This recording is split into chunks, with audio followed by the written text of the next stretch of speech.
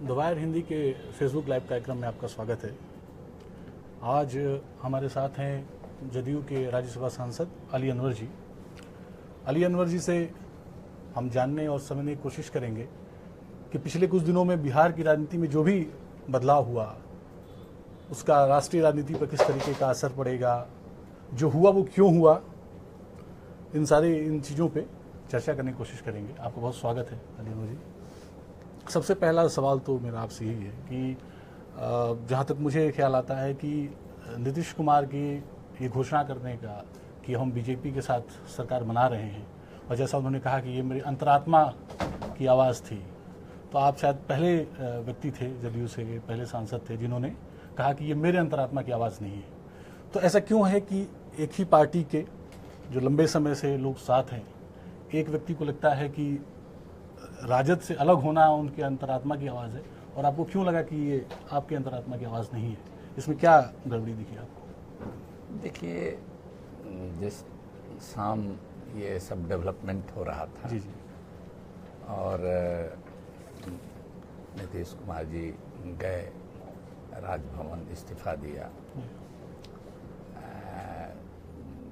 तो जाने वाले हैं जब बात शुरू हुई, तभी से हम लोग तो दिल्ली में हैं, पार्लियामेंट चल रहा है, तो फ़ोन आने लगा कि भाई क्या बात है। तो हमने कोशिश की कि वहाँ के साथियों से बात करें, और कुछ हमारे कलीग हैं, एमपीज़ हैं जो उस दिन यहाँ नहीं थे, उनसे भी संपर्क करें, कुछ प्रवक्ता हैं उनसे भी संपर्क करें, लेकिन किसी से संपर्क नहीं हुआ। हम लोग बहुत परेशान थे।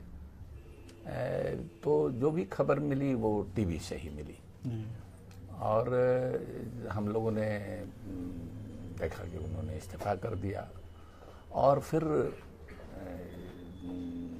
घंटा भी नहीं बीता कि बीजेपी के विधायक लोग एक अन्य मार्ग जाने लगे, और इधर राष्ट्रीय कार्यकारिणी जो बीजेपी के उसने फैसला कर दिया कि हम शामिल भी होंगे, समर्थन भी करेंगे, उन्होंने आभार भी जता दिया। तो समझिए कि एक शॉक लगा, एक सदमा पहुंचा, ये क्या हो गया, इसका तो कहीं से भी गुमान नहीं था कि ऐसा भी हो सकता है। तो फिर भी हम लोग कि क्या हो रहा है, कैसे हो रहा है, लेकिन किसी से संपर्क नहीं हुआ। पूरी रात बेचैन रहा, नींद नहीं आई, और हम लोग टीवी देखते रहे। फिर हुआ कि 10 बजे 5 बजे कल वोट होगा।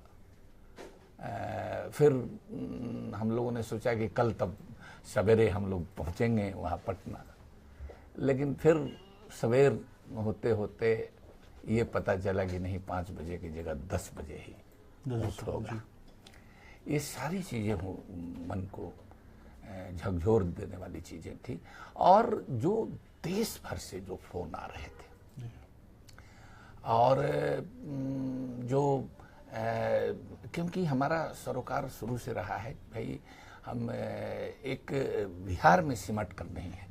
हमारा जो काम का जो दायरा है, जो हमारे सामाजिक सरोकार हैं, पार्टी के इतर भी जो हम संगठन चलाते हैं, तो कई राज्यों में तो सारे लोग परेशान थे। तो हमने देखा कि ये ठीक उसी तरह का मंजर दिखाई पड़ रहा है जिस तरह से कि पूरे मुल्क की नज़र, इवन उस दिन आप समझिए कि देश से बाहर से, अब्रॉड से भी फोन आने लगे कि ये क्या हो रहा है। तो जो लोग बिहार के लोग या इंडिया के लोग जो हमको जानते हैं, जो वहाँ हैं, जो रिलेटिव्स हैं, वो लोग हैं, तो हमने कहा कि ठीक वही मंजर था जैसे जिस दिन 2014 में जिस दिन रिजल्ट आ रहा था, और शुरू में टीवी वाले दिखा रहे थे कि बीजेपी लीड कर रही है। अभी कायदे से बैलेट ये बक्सा खुला भी नहीं था, लेटर से जो वोट करते हैं सरकारी मुलाजिम, उन्हीं पर तो जो मायूसी थी देश में और जो चिंता थी, कई लोगों ने टीवी बंद कर दिया था, कई लोगों ने कमरे बंद कर दिए थे, सोने चले गए थे। कई हम खबरें बाद में मिली कि कुछ लोग प्रार्थना करने लगे थे, मुस्लिम औरतें नमाज पढ़ने लगी थी कि क्या होगा। और थोड़ी देर बाद ये खबर आई कि नहीं, ये खबर झूठी है और फिर लीड कर रहा है महागठबंधन। तो फिर खुशी की लहर दौड़ी। उधर बीजेपी के ऑफिस में जलेबियां छनने लगी थी और पटाखे छूटने लगे थे। तो हम लोग पटना में उस दिन थे, टीवी चैनल पर हम लोग बैठे हुए, मैं आज तक पर उस दिन था। उधर शहनवाज हुसैन साहब थे, इधर मैं था और हम लोग अपनी बात पर, लेकिन अंदर से ये नहीं था। ठीक उसी तरह का मंजर यहाँ भी था पूरे देश में।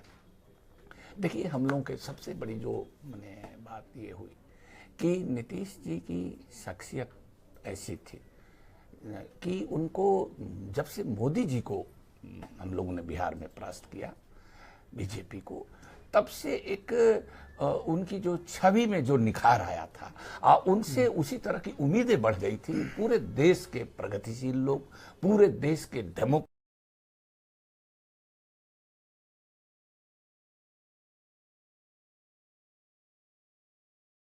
अब रात भर का जगा हुआ आदमी सुबह उसकी क्या हालत होती है। तो फिर हमने कहा कि भाई उनका जमीर, उनकी अंतरात्मा अगर बीजेपी के साथ जाने को कहती है तो मेरा भी जमीर उनके साथ जाने का, उनके इस स्टैंड का समर्थन करने का कतई इजाजत नहीं देता।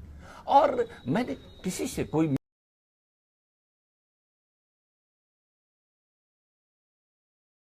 तो हमको लोग देश भर से जो हमको लोग फोन कर रहे हैं, मिलने आ रहे हैं, रोज सैकड़ों लोग झुंड के झुंड, तमाम यूनिवर्सिटीज के प्रोफेसर, स्टूडेंट्स, एक्टिविस्ट, दलित, पिछड़े, महादलित, अपर कास्ट के जो प्रोग्रेसिव लोग हैं वो लोग मिलने आ रहे हैं, सुप्रीम कोर्ट के लॉयर्स मिलने आ रहे हैं। ये किसी को समझ में नहीं आ रहा है कि मैंने ये आखिर क्या हुआ।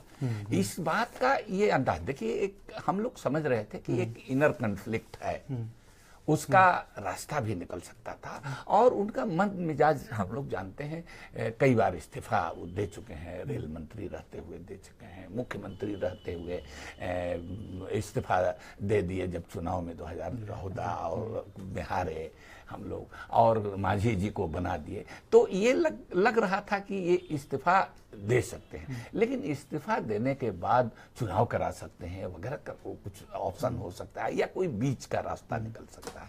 लेकिन हालांकि देखिए, उनके कई स्टैंड से, कई उनके कदम से हमारे जैसे लोग सहमत नहीं थे।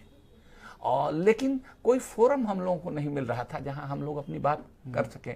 नेशनल एग्जीक्यूटिव की बैठक हुई, न नेशनल काउंसिल की बैठक हुई, न बुला करके कोई बातचीत करने वाला था।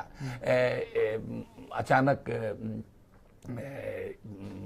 डीमोनेटाइजेशन का समर्थन कर दिया। उसके बाद यहाँ दिल्ली में एक मीटिंग हुई मौलंकर हाल में, उसमें नीतीश जी डीमोनेटाइजेशन के बाद आए थे, शरद जी ने भी वहाँ विरोध किया था। मैंने भी ये कहा था कि भाई जो अपोजिशन में जो स्पेस है हम लोगों का, वो बरकरार रहना चाहिए। और ये सारी बातें कि उनसे लोग कितना उम्मीद कर बैठे हैं और किस रूप में उनको देखते हैं। एक वो दिन था कि हमारे नेता की जो पर्सनालिटी थी मोदी जी से भी बड़ी लगती थी, एक और आज हम लोग देख रहे हैं।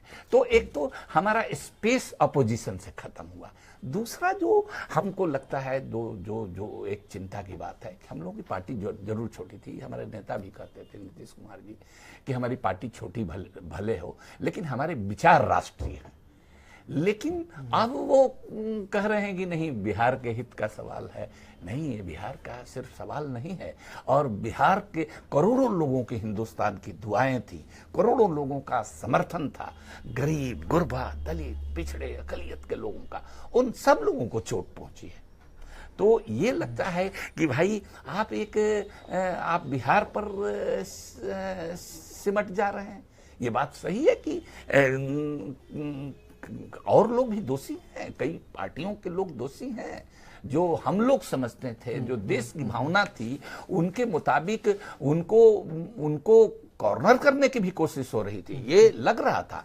लेकिन हमारे कहने का मतलब कि उस कोशिश में हमको लड़ना चाहिए था। जनता बड़ी होती है। कई बार देखिए, अब बीपी सिंह साहब को देखिए, बीपी सिंह साहब तो कांग्रेस में थे, व्हीप का भी पालन कई करते हुए, और एक मंत्री थे उनके मातहत में राजीव गांधी जी के, और उन्होंने एक ये किया, उनको किसी पार्टी ने पहले ही चुन तो नहीं दिया इलेक्शन से पहले कि आप प्राइम मिनिस्टरियल कैंडिडेट हैं। अभी 2 साल बाकी है, तो ये जनता के बीच हम लोग समझते थे कि हमारा नेता जाएगा तो इनको एक्सपीरियंस भी है, काबिल भी है, सधे हुए अंदाज में ये बोलते भी हैं, कम बोलते हैं और ज्यादा मीनिंगफुल होता है। ये सब चीज टैलेंट था, तो इसलिए लोगों की उम्मीद बन गई थी। अभी तो उन्होंने ये बोला कि मोदी का मुकाबला करने की क्षमता किसी में नहीं है।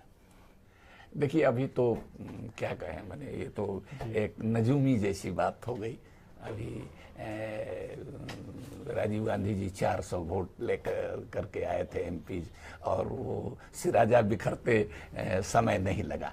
तो हम तो इस सब भविष्यवाणियों में विश्वास नहीं रखते हैं। कई लोग अखबारों के कई चैनल दुनिया को फना होने, उसके खत्म होने का भी ऐलान करते हैं। दुनिया अपनी जगह है। देखिए, एक ही चीज सत्य है, और वो है मृत्यु। और हमने तो कहा कि हाथ की इन लकीरों पर कभी एतबार मत करना, हाथ की इन लकीरों पर कभी एतबार मत करना, नसीब उनके भी होते हैं जिनके हाथ नहीं होते। तो इस तरह की भविष्यवाणियों में हमारा कभी भरोसा नहीं रहा।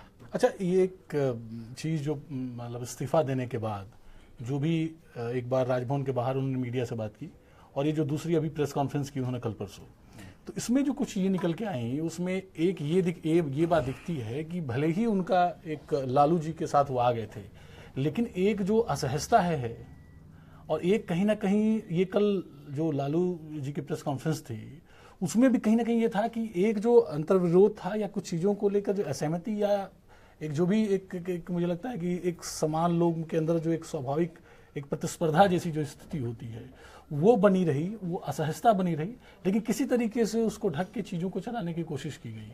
तो क्या आपको लगता है कि इस पूरे कालखंड में, ये जब तक सरकार चलती रही, वाकई किसी ने इस बात पर ध्यान नहीं दिया कि नीतीश, क्या वाकई ऐसा है? मतलब एक तो थियरी ये है कि ये सबसे पहले से प्लान था, ठीक है, अगर उसको हम एक सेकंड के लिए छोड़ दें और ये मान लें कि जो नीतीश कह रहे हैं उसमें अगर दम है, तो क्या कोई इस चीज़ को मतलब समझ नहीं पाया कि नीतीश दिनों दिन लगातार एक असहज होते जा रहे हैं और उनकी असहजता पे काम करने की जरूरत है, उसको ठीक करने की जरूरत है? नहीं, देखिए, इसके लिए पार्टी सिस्टम में एक व्यवस्था होती है। नेशनल काउंसिल है, नेशनल एग्जीक्यूटिव है, अभी एग्जिस्ट, अभी खत्म नहीं हुआ। तो उसको बुला करके उसमें बात लगते, जो भी नाकिस राय है हमारे जैसे लोगों की, वो लोग राय रखते। 23 जुलाई को पटना में नेशनल काउंसिल की, दिल्ली में नेशनल काउंसिल की बैठक होने वाली थी। मुझको भी खबर था कि आप आए उसमें। मैंने सोचा कि हम जाएंगे तो हम अपनी राय रखेंगे। हमारी उत्सुकता थी कि हम जानें कि क्या ऐसी स्थिति पैदा हो गई है, जो विवाद आया है, जो हमारे प्रवक्ता लोग बयान। इसीलिए आप देखिएगा, पूरे उस प्रकरण में हमारे जैसा आदमी एकदम खामोश था, ताला लगा लिया था कि मुंह पर हम कुछ नहीं बोलेंगे, हम कुछ नहीं जानते। तो एक अंदेशा तो था, और जो दिशा लग रही थी, जो डिमोनेटाइजेशन से लेके सर्जिकल स्ट्राइक से लेकर के, जो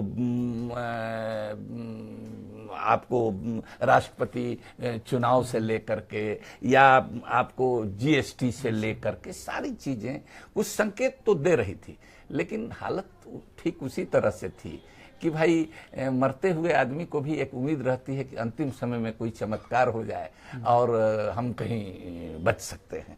तो ऐसा लगता है। तो उसी तरह की मन स्थिति से हम लोग गुजर रहे थे, और कई लोग गुजर रहे थे, मैं अकेले नहीं हूँ। मैंने बोल दिया जरूर, हम तो सपाट ढंग से बोलते रहे हैं, पहले भी बोलते रहे हैं, और मीटिंग भी पार्टी की होती रही है, उसमें भी बोलते रहे हैं। लेकिन इस मन स्थिति से कई लोग गुजर रहे थे, आज भी गुजर रहे हैं, और हम समझते हैं कि ये हम ये एक दुर्घटना, राष्ट्रीय दुर्घटना, हमने कहा कि ये एक राष्ट्रीय दुर्घटना है, ये सिर्फ एक स्टेट का सवाल नहीं है। तो मैंने तो देखिए, मैं तो बिल्कुल एक अदना आदमी हूँ, मैंने एक तिल्ली जलाई, लेकिन जो रिएक्शन आने लगा उस पर लोगों ने, जैसे लोग महसूस किए कि एक स्पार्क, कि कहीं कोई रोशनी है, एकदम घटाटोप अंधेरा, और उसमें कहीं एक चिंगारी दिखाई पड़ी, तो वो दिखाई पड़ी, लोगों ने समझा कि there is wire, the wire.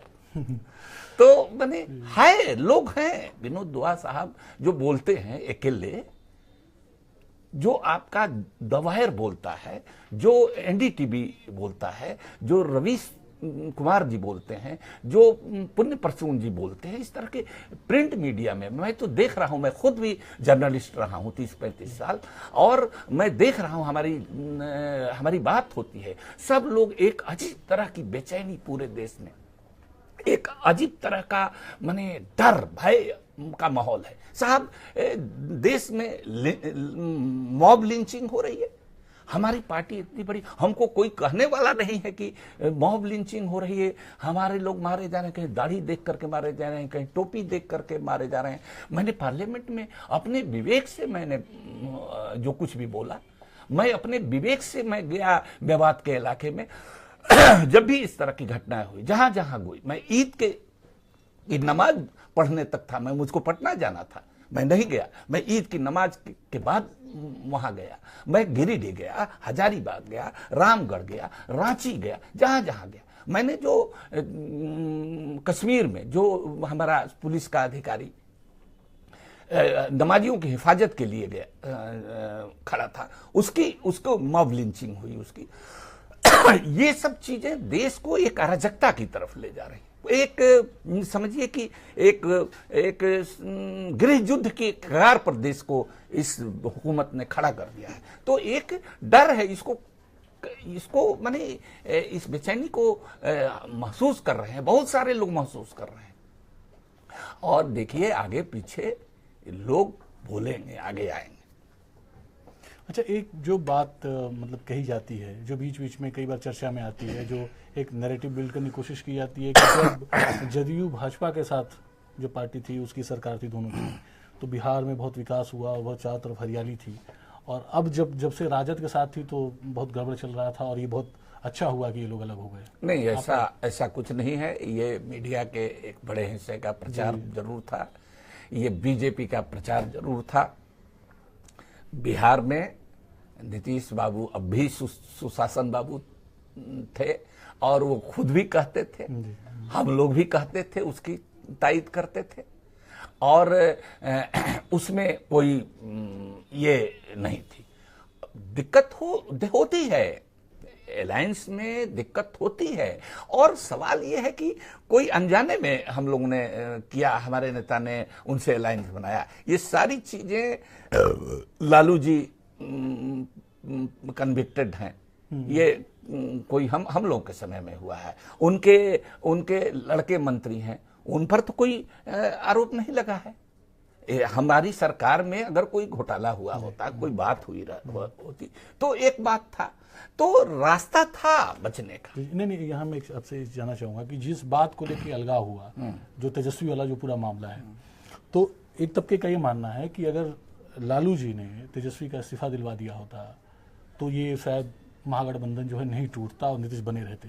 और वहीं लालू जी का ये कहना है कि वो किसी भी मतलब उनका तो कल बयान था कि नीतीश धोखेबाज है, और मैं पहले जानता था वो छोड़ के चला जाएगा, और तेजस्वी तो सिर्फ बहाना था। देखिए, वो दोनों बड़े नेता हैं, और क्या आरोप प्रत्यारोप। देखिए, आजकल समझ लीजिए सभी पार्टियों में समझ तो जो सुप्रीमो होते हैं, बड़े नेता होते हैं, उन्हीं के बीच बहुत सारा मामला होता है। बाकी अखबार वालों की तरह से हम लोग भी कयास ही लगाते हैं। तो ये तो बात नहीं थी, क्या था, लेकिन कोई बात बीच में हम लोगों को पता चले, कहीं किसी फोरम पर डिस्कशन हो, मशविरा हो, तो बात पता चले। तो फिर जैसे अब आप जो बात कह रहे हैं उससे समझ में आता है कि पार्टी का एक सीनियर सांसद है, अगर उसको पार्टी के फैसलों के बारे में नहीं पता, पार्टी का जो नेता है वो डिमोनेटाइजेशन को लेकर और जीएसटी पे, सर्जिकल स्ट्राइक पे क्या बोलेगा ये सांसद को नहीं पता, अगर वो कल समर्थन किसको दे देगा ये नहीं पता, तो जैसे बाकी पार्टियों पे जो एक आरोप लगता है कि आंतरिक लोकतंत्र की कमी है, तो फिर जदयू किस तरीके से चल रही है, ये पार्टी का क्या स्ट्रक्चर है, कैसे चल रही है? हमने कहा कोई एक पार्टी हमारी ही पार्टी की बात नहीं है। मैंने कहा कि इनर डेमोक्रेसी कहीं नहीं शायद उस तरह से। और हम तो यहाँ तक कहते हैं कि हम लोग कहते हैं कि देश में डेमोक्रेसी कमजोर हो रही है, तो क्यों नहीं होगी भाई? जब जो पार्टियां ही देश को चलाती हैं उनमें डेमोक्रेसी, इनर डेमोक्रेसी नहीं है। एक राय मशविरा की एक जमाना था, मैंने जो कम्युनिस्टों में, सोशलिस्टों में जो एक परंपरा होती थी, रातों रात बैठक करते थे, बहस मुहावसे करते थे और एक प्रिंसिपल स्टैंड लेते थे। हम लोगों ने हम ये कह रहे हैं कि हमारा कोई स्टैंड नया नहीं है। हमने जो कुछ भी कहा है वो कोई स्टैंड, वो पार्टी का स्टैंड है। वो नीतीश जी बोलते थे, नीतीश जी ने नारा दिया था कि संघ मुक्त भारत, फिर बीच में वो नारा गुम हो गया, पता नहीं कहाँ चला गया। हम लोगों ने कहा था कि हमारी पार्टी छोटी है लेकिन हमारे विचार राष्ट्रीय हैं, हम कोई भी फैसला राष्ट्रीय भावना को देखते हुए लेते हैं, ये कहा था। वो खत्म होता दिख रहा है। तो उन्होंने कहा कि हम बिहार केंद्रित हैं, हमारा सारा मामला।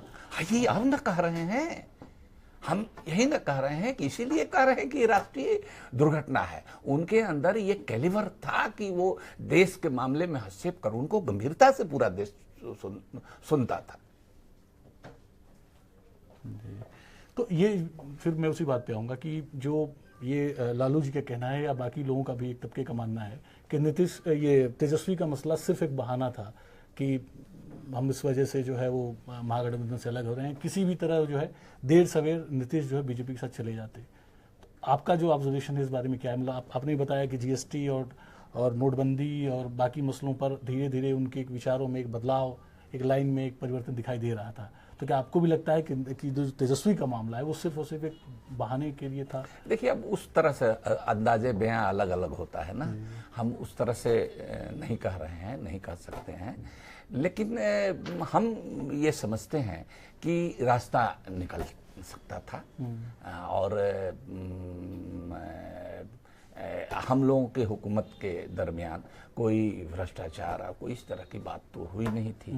तो और दूसरी चीज हम ये कह रहे हैं, एक प्रिंसिपल स्टैंड कि नीतीश कुमार जी का एक यूएसपी जो है वो ये था कि हमारा क्लीन इमेज है, हमारा करप्शन के प्रति जीरो टॉलरेंस है। लेकिन उनका एक दूसरा यूएसपी भी था, और खास करके 2014 में मोदी जी को परास्त करने के बाद, उससे भी पहले बीजेपी से पिंड छुड़ाने के बाद, वो यूएसपी था कि हम एक सेकुलरिज्म के और नफरत की सियासत के हम खिलाफ के एक चैंपियन के रूप में उभरे थे। वो भी था ना। तो ये तो हमारा डेंट हो गया। डेंट क्या हो गया? उसका पटाक्षेप हो गया। ये ना ये सवाल है। हम ये कह रहे हैं कि हम दोनों को लेकर के चल सकते थे, हमारे नेता दोनों को लेकर के चल सकते थे। अगर ये स्टैंड लिया होता पार्टी ने बीजेपी के साथ, हम क्या हुआ भाई, देश में बहुत सारे ऐसे लोग हैं जो अपने अपने स्तर से इन दोनों बीमारियों के खिलाफ, और अब ये बहस अलग है कि भाई किसको प्राथमिकता देंगे, कम्युनलिज्म को देंगे कि करप्शन को देंगे, ये बहस हो सकता है। अगर मान लीजिए कि इक्वली हम दोनों बीमारियों को गंभीर और खतरनाक माने भी, तो एक साथ बहुत लोग इस दुनिया में हैं, इस देश में हैं, हमारे राज्य में हैं, जो इक्वली दोनों के खिलाफ क्या और भी दूसरे तरह के सोशल इविल्स के खिलाफ लड़ रहे थे। हम लोगों ने शुरू किया था, ये अच्छा लगा था गांधी जी की बात, चंपारण आंदोलन कि हम 7 साल हम लोग मना रहे, 100 साल मना रहे थे।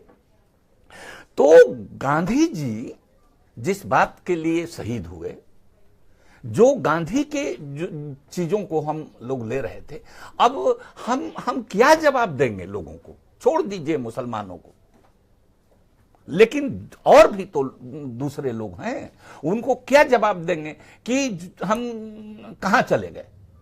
जो लोग गोडसे के विचार को मानने वाले हैं, उनके साथ हम खड़ा होंगे। ये अजीब बात लगती है, एक बेचैन करने वाली बात है। एक जो नीतीश जी की प्रेस कॉन्फ्रेंस थी उसमें कांग्रेस को लेकर भी एक बात निकल के सामने आई थी कि जैसे राहुल गांधी ने कहा कि हमें 4-5 महीने पहले ही पता चल गया, तो कुछ लोगों का कहना है कि कांग्रेस की भी अपनी एक भूमिका थी कि इस मामले में बीच बचाव करे या उसमें एक इंटरवीन करे, और अगर चीज़ें गड़बड़ दिशा में जा रही थी तो उसको करेक्ट कर सकती थी। बिल्कुल सही कह रहे हैं, हम इससे सहमत हैं। और देखिए राहुल जी का ये कहना तो एकदम बचकाना है। भाई आपको जो पहले से मालूम था तो आपने क्या पहल की? आप एक ये थे। फिर हम ये नहीं कहते हैं कि गठबंधन बचाने की अकेले जिम्मेवारी नीतीश कुमार जी पर ही थी, और लोगों पर भी थी, लेकिन आप पायलट थे, आप इंजन थे उस गाड़ी के। वो छोड़ दीजिए 10 गो हमारा एमपी कम था, ये एमएलए कम था कि क्या था, ये अलग चीज है, लेकिन आपके नाम पर चुनाव लड़ा गया था। और दूसरी चीज की देश की जनभावना आपके साथ थी। देश की जनभावना मैं कह रहा हूं, खाली बिहार का सवाल नहीं है, पूरे देश के लोग आपसे एक उम्मीद पाले हुए थे। वो वैसे तमाम लोगों को सदमा लगा, शौक लगा। इससे एक सवाल जुड़ता है कि जो एक विचार था राष्ट्रीय स्तर पर, एक गैर भाजपाई दलों, भाजपा गैर एनडीए का एक मंच तैयार करने का, एक महागठबंधन तैयार करने का, आपको क्या लगता है उसकी संभावना जो है इस घटना के बाद? देखिए, दुनिया और समाज बैठा नहीं रहता है। बड़ी बड़ी तानाशाहियां, बड़े बड़े राजतंत्र, सामंतवाद, सबके खिलाफ जनता अपने अपने तरीके से लड़ती रही है, इतिहास गवाह है। कामयाबी मिलती है नहीं मिलती है अलग चीज है, लेकिन इतिहास में ये बातें दर्ज होती रहती है, लोग लड़ते रहते हैं और समय नहीं लगता है, तुरंत स्थितियां बदल भी जाती हैं। अरे भाई, पानी आप गर्म कीजिएगा तो जब ही स्टोव पर या किसी चूल्हे पर तसला में पानी चलिएगा तो लौ जलाते ही बॉइलिंग पॉइंट पर नहीं ना आएगा, तो धीरे धीरे बॉइलिंग पॉइंट पर आता। अभी 2019 का चुनाव है, हम ये कैसे कह सकते हैं कि मोदी जी अपराजेय हैं? कैसे कह सकते हैं? ये क्यों हम हार मान लेंगे? लोग ऐसे लोग हैं कि अपनी जिंदगी से हार नहीं मानते हैं। वो देखिए, क्रिकेट का खिलाड़ी कैंसर हो गया और फिर से मैदान में चौके और छक्के लगा रहा है, मैं नाम भूल रहा हूं क्या नाम है, लेकिन क्यों हारना चाहिए भाई? लड़ाई तो होनी चाहिए। ठीक है, हमसे बातचीत करने के लिए अनुज जी बहुत शुक्रिया आपका। आप हमारे साथ बने रहें, आपको बहुत शुक्रिया।